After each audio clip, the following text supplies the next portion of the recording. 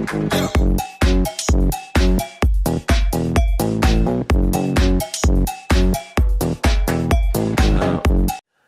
right, parking. I had to check it. I had to see what we're on right now. So parking pads.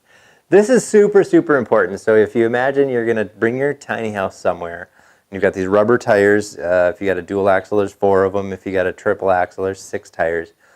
They're going to sit on the ground. One of the worst things for tires is pretty much water and just pooling water, things like that. So when you move your tiny house to a place, you're going to want to make sure that there's some grade and some slope away from the tires and grade and slope from underneath your trailer, underneath the house itself, just to make sure that the water and anything that might get underneath there is going to drain away. Another thing you're going to want to do is have it level. So I've delivered tiny houses on hills.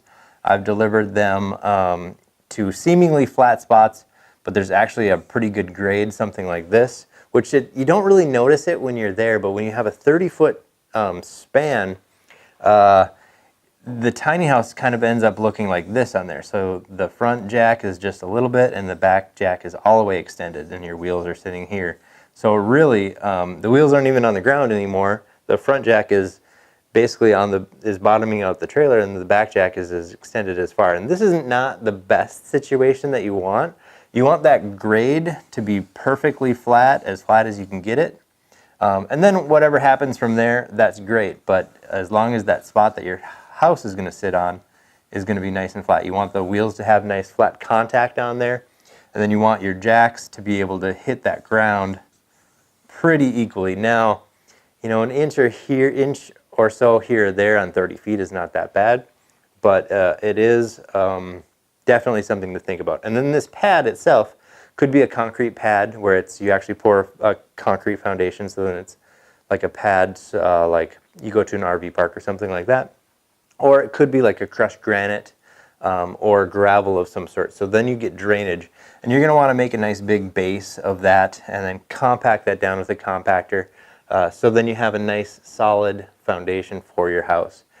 Even so much as if you get these measurements, you could put like concrete pillars down or posts basically like you would for a deck, and you could set that out so those concrete posts are all ready for your jacks too to sit right on top of, and that's going to really help out that whole situation. Each of our trailers anyway, most trailers have a D-ring right here that you can attach to, so all of that stuff is measurable and you can get that stuff down too. So if you're going to do a ground anchor, attach it to that D-ring all the way around.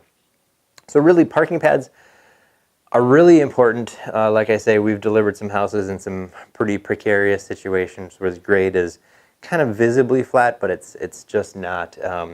If you can grab even like a 12-foot 2x4 or something like that with a level on it, you can definitely start to see how unlevel that spot is.